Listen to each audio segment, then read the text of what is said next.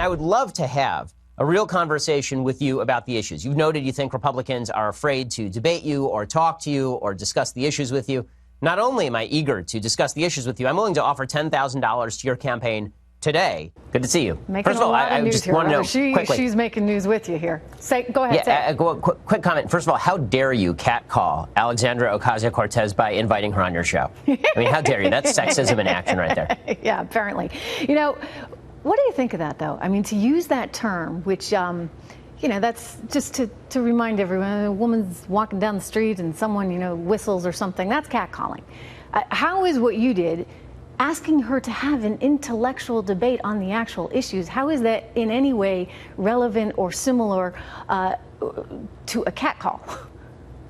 Catcalling must be very weird in Queens. I don't know if they're like construction workers standing on street corners and shouting to women, hey, baby, want to have an hour-long public conversation about trade policy and the vagaries of Viennese economics versus neo-Marxist economics? It gets strange in her district, apparently. But again, this is so many folks on the left jumping to a sort of intersectional defense in which anybody who requests a discussion or a debate must be evil by their very nature, right? I'm a man, therefore I am catcalling her, even though as an Orthodox Jew, I have never catcalled a woman in my entire life. It's catcalling because I guess if I suggest that I want to have a conversation, I'm demanding a response. Well, every request is a request. All she had to say here was, nah, that would have been fine. I mean, she's got that prerogative, but she goes around talking about how... Though? I mean, that's part of a platform, absolutely. Right? Everybody's a victim, and you know, we need to take as much money as we can from everybody else to redistribute it. That's what socialism is about. So is she just playing that victim card? No question. And the fact that she feels the necessity to go to this particular card, right, to play the I'm a female and therefore I'm being victimized, this is like catcalling. The fact she goes there instead of just saying, you know what, I'm not interested in debate, the reason she didn't say the latter is because she didn't want to look like she was afraid. And she's been going around on the internet suggesting that people like Ali Stuckey are afraid of her when they make satire about her, or that people on the right are deeply afraid of her perspective. And then the minute that somebody says, you know what, I'm willing to have a discussion or a debate with you, and not only that, just to make it worth your time, I'll give money to charity or your campaign, then it's all of a sudden catcalling if you suggest such a thing. It's pretty amazing. Well, you know, I first saw that, and it didn't even make sense to me because of the use of the word catcall and the fact that you actually were asking her to have a civil conversation and a real debate. But she's not going to do it. Why do you think she's not going to do it, Ben?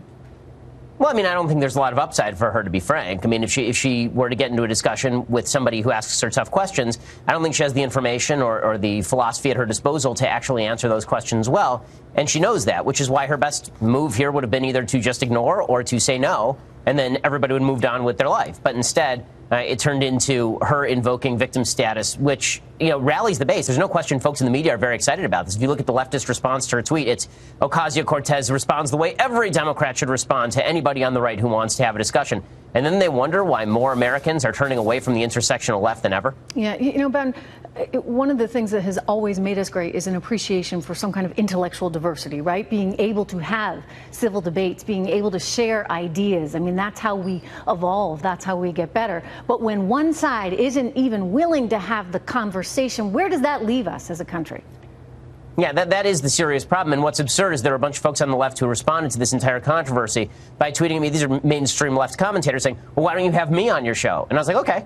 And they didn't really know how to respond to that because I'm happy to have conversations with folks on the left. I have conversations with folks on the left all the time. The left just doesn't want to open the Overton window enough to have conversations with anybody on the right. Yeah, well, because they automatically assume they're right, you're wrong.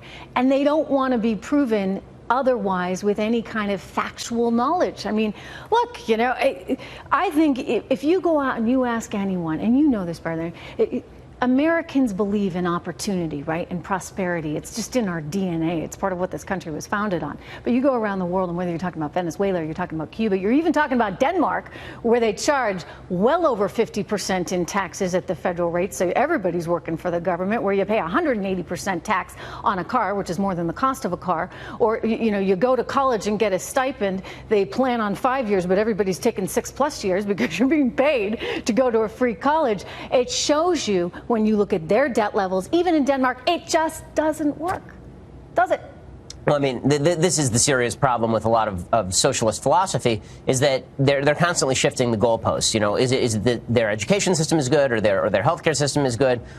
Or is it that all of these systems are built atop a capitalist edifice that made these countries prosperous in the first place? And these are the conversations that actually should be had. Yeah. But Alexandria Ocasio-Cortez is not interested in having them, obviously. Hey, by the way, let me ask you about the harassment of conservative commentators. Charlie Kirk, Candace Owens, what did you think about that one?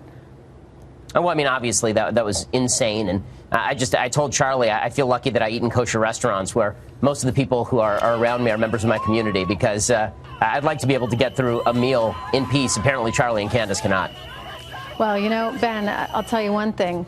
Had you debated her, my money's on you.